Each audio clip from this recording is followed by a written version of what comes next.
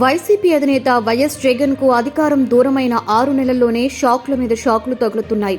ప్రధానంగా ఒక సామాజిక వర్గం ఆయనకు దూరంగా వెళ్లిపోతుంది. తాజాగా ఈ రోజు మాజీ మంత్రి అవంతి శ్రీనివాస్ పార్టీకి ప్రాథమిక సభ్యత్వానికి రాజీనామా చేశారు. మరో కీలక నేత గ్రంథి శ్రీనివాస్ కూడా రాజీనామాకు రెడీ అయిపోయారు. అసలు వైసీపీలో ఏం జరుగుతోంది? ఎక్కడ లోపం ఉంది?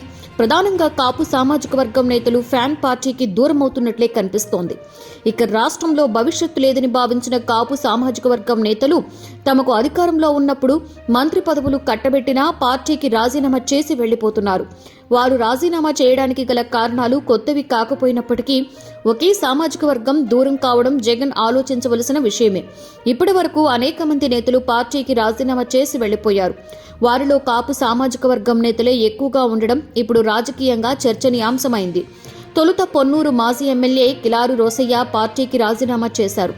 తర్వాత అత్యంత నమ్మకమైన నేతగా ఉన్న జగ్గయ్యపేట మాజీ ఎమ్మెల్యే సామినేని ఉదయభాను కూడా పార్టీని వదిలిపెట్టి వెళ్లిపోయారు.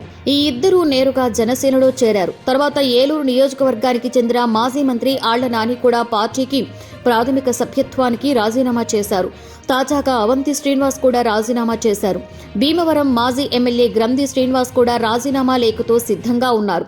వీరంతా కూడా కాపు సామాజిక వర్గం నేతలే. గత ఎన్నికల్లో వైసీపీ నుండి గెలిచిన వారే. వీరిలో ఇద్దరికి మంత్రి పదవులు అప్పగించారు జగన్. ఆళ్ల నాని, అవంతి శ్రీనివాస్లకు మంత్రి పదవులు తొలి విడతనే ఇచ్చారు. నిజానికి మరే పార్టీలో కూడా వీరికి మంత్రి పదవి దక్కుతుంది అన్న ఆశ కూడా లేని పరిస్థితుల్లో జగన్ కేబినెట్లో చోటు కల్పించారు. జనసేన టీడీపీ ఓటు బ్యాంకుతో తమకి టికెట్ దొరికితే మంచి భవిష్యత్ ఉంటుందని భావిస్తున్నారు. మరోవైపు వచ్చే ఎన్నికల నాటికి నియోజకవర్గాల సంఖ్య కూడా పెరుగుతుండటంతో కాపు సామాజిక వర్గం నేతలు ఎక్కువగా కూటమి పార్టీ వైపు చూస్తున్నారు. అటు టీడీపీ కానీ ఇటు జనసేనలో కానీ కొత్త నియోజకవర్గాలైనా తమ అదృష్టాన్ని పరీక్షించుకోదలుచుకుంటున్నారు. జగన్ వైఖరితో విసిగెత్తిపోయిన నేతలు పార్టీని వదిలిపెడుతున్నారన్న వాదనలు కూడా బలంగా వినిపిస్తున్నాయి. ఓటమి పాలైన నేతలతో కలవకుండా ఉండడం, ఏకపక్ష నిర్ణయాలను తీసుకోవడం నచ్చక జెండాను పక్కన పడేసి వెళ్తున్నారని చెబుతున్నారు. ఏ పార్టీ అధినేత అయినా స్థానిక నాయకత్వం అభిప్రాయాలను తీసుకోవాలి.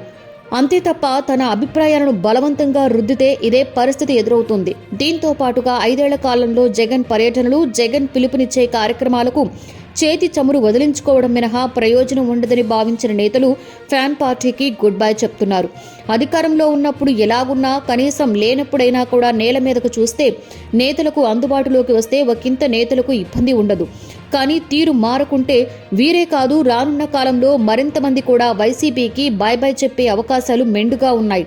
ప్రధానంగా కాపు సామాజిక వర్గం నేతలు జగన్ పార్టీకి దూరమవుతారని జరుగుతున్న పరిణామాలు స్పష్టం చేస్తున్నాయి.